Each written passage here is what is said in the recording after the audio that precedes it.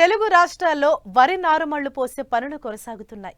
కొంతమంది రైతులు నేరుగా వరి వెదజల్లే విధానాన్ని పాటిస్తుండగా చాలా మంది రైతులు మాత్రం నారుమళ్లను పెంచి నాటే పద్ధతిని ఆచరిస్తున్నారు.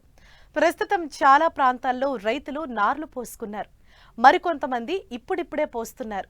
అయితే ఆరోగ్యవంతమైన నారు అంది రావాలంటే నారుమడిలో పాటించాల్సిన మేలైన యాజమాన్యం ఏంటో ఇప్పుడు చూద్దాం.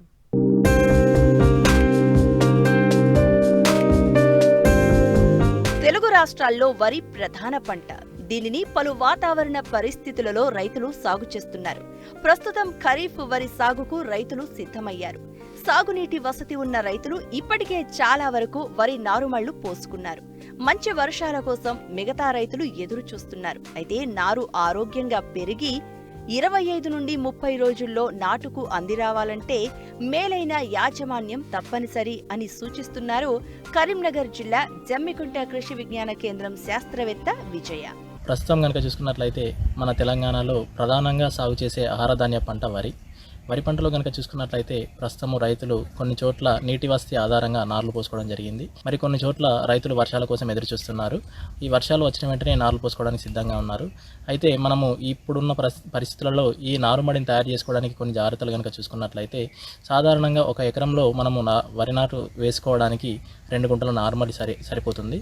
ఈ 2 గుంటల నారుమడిలో మనము ఒక 2 వారాల ముందుగా నారుమడి తయారు చేసుకోవడానికి ఒక 2 వారాల ముందుగా ఒక 2 క్వింటాల పశువుల ఎరువును చల్లి దానికి నీళ్లు పెట్టి మనము మాగిన తర్వాత ఒక 2 వారాల తర్వాత చల్లిన 2 వారాల తర్వాత మనము కలియ దున్నాలి. దున్నిన వెంటనే మనము సాధారణంగా 2 గుంటల నారుమడిలో నీళ్లు ఎక్కువైన నీళ్లు పోవడానికి కాలువలను ఏర్పాటు చేసుకొని ఈ మొలకెత్తిన వడ్లు చల్లడానికి అనుగుణంగా బెడ్లు తయారు చేసుకోవాలి. అయితే ఈ 2 గుంటల నారుమడిలో సాధారణంగా మనకు ఒక ఎకరానికి కనుక చూసుకున్నట్లయితే సన్న రకాలకైతేనేమో 20 కిలోల విత్తనము, దొడ్డు రకాలకైతేనేమో 25 కిలోల విత్తనం సరిపోతుంది. ఈ విత్తనాన్ని మనం ఎంపిక చేసుకున్న విత్తనాన్ని ఒక 24 గంటలు నానబెట్టి మండే కట్టి ముక్కు పైలిన తర్వాత ఈ మొలకెత్తిన విత్తనాలను మనం బెడ్లపైన పలుచగా చల్లుకున్నట్లయితే మనకు నారు బాగా పెరగడానికి అవకాశం ఉంటుంది. అయితే ఈ నారు మనము మొలకెత్తిన వడ్లు చల్లుకునేటప్పుడు ఒత్తుగా చల్లుకున్నట్లయితే నారు చిక్కగా వచ్చి పెరగడానికి అవకాశం ఉండదు. కాబట్టి మనం పలుచగా చల్లుకున్నట్లయితే కొంచెం నారు మనకు ఏపుగా పెరగడానికి అవకాశం ఉంటుంది. అయితే సాధారణంగా మనము నారుమడి తయారు చేసుకునేటప్పుడు ఎకరానికి సంబంధించిన నారుమడిలో ఒక 2 కిలోల నత్రజని, 1 కిలో భాస్వరము, 1 కిలో పొటాషియం ఇచ్చే ఎరువులను మనము ఆఖరి దుక్కిలో వేసుకోవాలి. దీనిలో ముఖ్యంగా 2 కిలోల నత్రజనికి సంబంధించి 1 కిలో నత్రజనిని కిలో భాస్వరము మరియు పొటాషులతో కలిపి ఆఖరి దుక్కిలో, అదేవిధంగా మిగిలిన 1 కిలో నత్రజనికి సంబంధించిన ఎరువులను మనము విత్తనాలు చల్లుకున్న 10 నుంచి 12 రోజుల లోపల చల్లుకున్నట్లయితే నారు పెరగడానికి అవకాశం ఉంటుంది. అయితే మనము మొలకెత్తిన విత్తనాలు చల్లుకున్న తర్వాత మనకు ముఖ్యంగా 10 నుంచి 15 రోజుల లోపల కొంచెం జింకు లోపం ఇట్లా కనబడినట్లయితే లీటర్ నీటికి 2 గ్రాముల చొప్పున జింక్ సల్ఫేట్ కలిపి పిచికారీ చేసుకోవాలి. అదేవిధంగా మెట్ట నార్మల్లో కనుక చూసుకున్నట్లయితే మనకు కొంచెం ఇనుము లోపము గమనించే అవకాశం ఉంది. ఇనుము లోపం గమనించినప్పుడు మనకు ఆకులు తెలుపు రంగుకు వచ్చే అవకాశం ఉంది. ఇటువంటి పరిస్థితులలో లీటర్ నీటికి 0.5 గ్రాముల ఐరన్ సల్ఫేట్ను, అదేవిధంగా 1 గ్రాము ఉప్పును కలిపి పిచికారీ చేసుకున్నట్లయితే ఇనుము లోపాన్ని అధిగమించడానికి అవకాశం ఉంటుంది. దానితో పాటు సాధారణంగా మనకు నార్మడిలో కనుక చూసుకున్నట్లయితే 10 నుంచి 15 రోజుల మధ్య లోపల మనకు చిన్న కలుపు మొక్కలు కూడా వచ్చే అవకాశం ఉంది.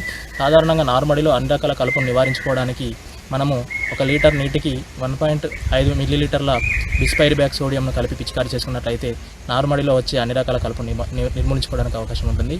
ఒకవేళ ఉదా కానీ తుంగజాతి గడ్డి కానీ ఒడిపిల్ లాంటి గడ్డి మొక్కలు కనుక మనం గమనించినప్పుడు లీటర్ నీటికి 1.5 గ్రాముల సహలోపా బ్యూటైల్ను కలిపి పిచికారీ చేసుకున్నట్లయితే ఇటువంటి ఒడిపిలి వంటి గడ్డిని నివారించుకోవడానికి అవకాశం ఉంటుంది. అదేవిధంగా నారుమడిలో కనుక మనము ఎటువంటి తెగుళ్ళు నారుమడిలో సాధారణంగా మనకు మొగిపురుకు సంబంధించిన గుడ్లు కూడా ఉండే అవకాశం ఉంటుంది. కాబట్టి ఇటువంటి పరిస్థితుల్లో మనము 15 నుంచి 20 రోజుల మధ్యలో ఒకసారి లీటర్ నీటికి ఒక 5 మిల్లీలీటర్ల చొప్పున వేప నూనెను కలిపి పిచికారీ చేసుకున్నట్లయితే ఏదైతే మొగిపురుకు సంబంధించిన గుడ్లు ఉంటాయో ఆ గుడ్లన్నీ చేగుడ్లుగా మారి మన మొగిపురుగును కొంచెం తక్కువగా రావడానికి అవకాశం ఉంటుంది. అదేవిధంగా నారు పీకే ఒక వారం రోజుల ముందుగా ఒక ఎకరాకు సరిపడా నారుమడిలో ఒక 800 గ్రాముల 3G గుళికలను కనుక చల్లుకున్నట్లయితే మనము నాటు వేసుకున్న తర్వాత మొగిపురుగు అనేది తక్కువగా ఆశించడానికి అవకాశం ఉంటుంది. కాబట్టి చిన్నగా ఇటువంటి సూచనలు కనుక పాటించినట్లయితే మనము కొంచెం నారును ఏపుగా పెంచుకొని ప్రధాన పొలంలో నాటుకోవడానికి అవకాశం ఉంటుంది. నాటుకున్న తర్వాత కూడా ఎటువంటి తెగులు రాకుండా మనము ఎక్కువ దిగుబడులు సాధించడానికి అవకాశం ఉంటుంది. ఎత్తుమళ్లలో విత్తనం పోసిన తర్వాత నీరు నిల్వ ఉండకుండా చూసుకోవాలి. నీరు నిల్వ ఉంటే విత్తనం మురిగిపోతుంది. మడుల మధ్య కాలువలు ఏర్పాటు చేసుకుంటే నీరు నిల్వ ఉండదు.